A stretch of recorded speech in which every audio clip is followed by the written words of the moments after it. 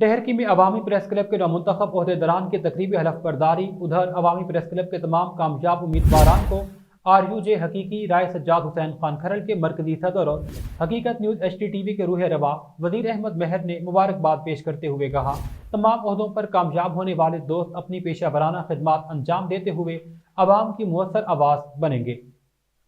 उन्होंने तमाम दोस्तों के लिए नेक ख्वाहिशात का इजहार किया। एडवोकेट गुलाम रसूल मेहर, गुलजार अहमद शर, औरंगजेब, नजीबुल्लाह और दीगर ने मेहमान खुसूसी के तौर पर शिरकत की। अवामी प्रेस क्लब के चेयरमैन हिजबुल्लाह पिताफी ने नौमुंतखब ओहदेदारान से हलफ लिया।